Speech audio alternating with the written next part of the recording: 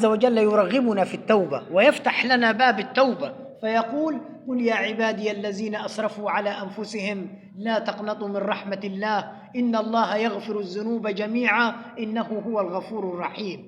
ويقول الله عز وجل في الحديث القدسي: يا ابن آدم إنك ما دعوتني ورجوتني غفرت لك ما كان منك ولا أبالي. يا ابن آدم لو بلغت ذنوبك عنان السماء ثم استغفرتني غفرت لك ولا أبالي. يا ابن آدم لو أتيتني بقراب الأرض خطايا لأتيتك بقرابها مغفرة. فهذا من سعة رحمة الله. فالإنسان مهما أذنب ذنبا وتاب ورجع إلى الله فإن الله سبحانه وتعالى غفور رحيم. اسمع معي أيها الأخ المسلم إلى هذه القصة العجيبة التي تفتح لنا باب الأمل وباب التوبة وباب الرجوع إلى الله. خرج سيدنا موسى عليه السلام ومعه بنو إسرائيل لكي يصلوا صلاة الاستسقاء حتى ينزل الله عز وجل عليهم المطر. فصلى سيدنا موسى عليه السلام وبنو إسرائيل صلاة الاستسقاء فلم ينزل الله عز وجل عليهم المطر.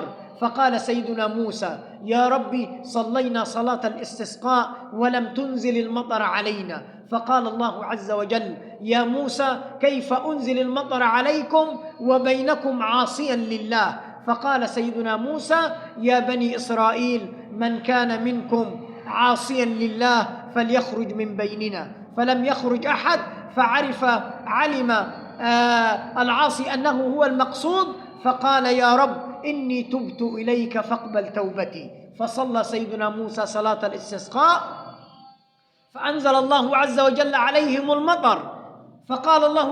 فقال سيدنا موسى عليه السلام: يا رب صلينا صلاة الاستسقاء وأنزلت المطر علينا والعاصي لم يخرج من بيننا. فقال الله عز وجل: يا موسى لقد تاب توبة بيني وبينه وأنا قبلت توبته.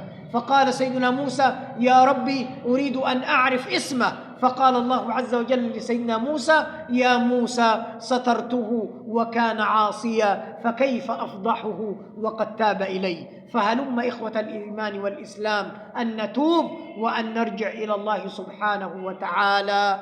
وآخر دعوانا أن الحمد لله رب العالمين والسلام عليكم ورحمة الله وبركاته. وصلى اللهم على سيدنا محمد وعلى آله وصحبه وسلم.